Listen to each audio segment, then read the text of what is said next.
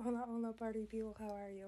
I'm tired. I'm still not feeling the best, but I'm doing my best to do my best in all areas that I wanted to show up for today, which is this channel. Thank you so much for tuning in and following along this weekend. I felt it was really important to stay consistent after I had shared how last weekend was a struggle for me. I don't want anyone worrying about me because I do know that on a daily basis I worry for others and it's exhausting. So I just want to check in and say, hey, everything's great. I got to try new things. I did push my own boundaries as far as reading and just actually reading, not skimming, because my ADHD tries to let me get away with just skimming, but I actually had to read the directions and do things correctly, and I almost followed everything perfectly. I missed one little detail. I'm hoping that I get it right tomorrow. So, well, I will get it right tomorrow. I learned really well from my mistakes. Anyways, I had made a really long post this morning. It was definitely heartfelt. And then I've just been thinking all day about faking it till you make it. You know what I'm saying? Like, and just now I had an epiphany. I was like, oh yeah, I gotta post up on my YouTube. That was my thing I wanted to start with, and I'm not ending with it today. But I had an acquaintance ask me to borrow money from the ask an acquaintance contacted me and asked me to borrow money from me the other day, and it was a dude, and I was a little put off because dudes have had this really harsh vibration about money lately, you know, always acting like females come at them for money, and I don't come at men for money. I've never been the one. So, I'm taking kind of offense to how that acquaintance had come to me, and then it dawned on me just now that I'm a huge advocate for fake it till you make it, because this the whole idea of pretending to be what you want to be to make it a reality. We're doing a thing of the ease today. But no, and I remember even when I was little, my grandma would speak to me a lot about the Bible and Jesus, and I had read the Bible 3 times, so a lot of the scriptures had stuck out to me. There was this one scripture specifically I would write on my mirror that said, "You're beautifully and wonderfully made."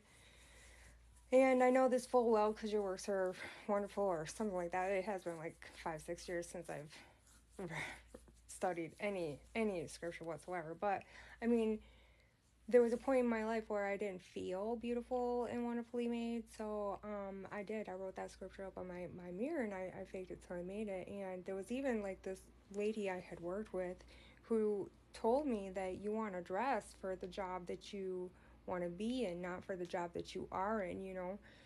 So I've always done that in my professional life. I've always dressed a position above, even at the risk of people judging me, because I remember correction officers looking at my outfits and saying, you know, things, thinking that I couldn't hear them, but I'm hypersensitive. I can hear and smell and see everything. So they're talking about me, but you know, meanwhile, when the manager had gotten let go, I was made interim manager because I had taken pride in the job that I was currently in, because I wanted to be at the next level up.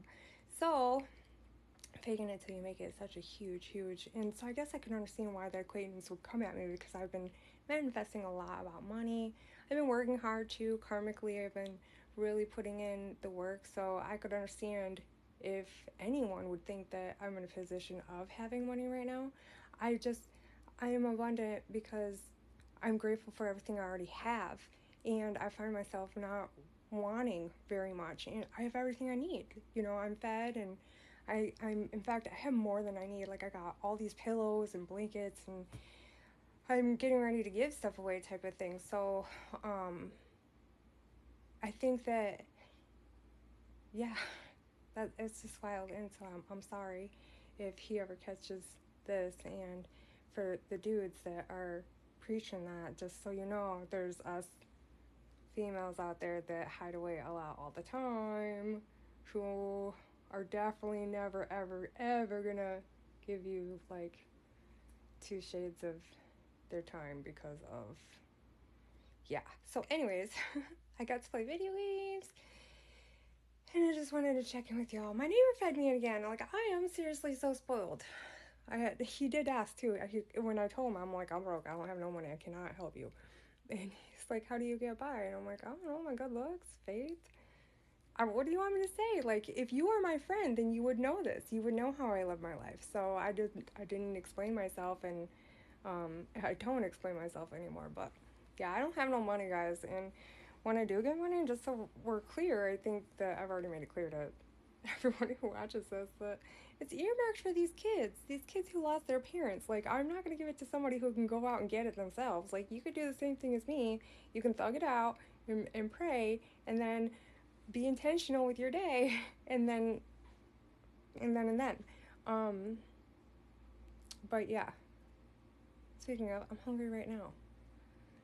So fake it till you make it, baby. Whatever it is that you want to see in your future and you can implement into your life right now, like, pretend to be that. I do walk around saying I'm a goddess. I do walk around saying I'm an angel.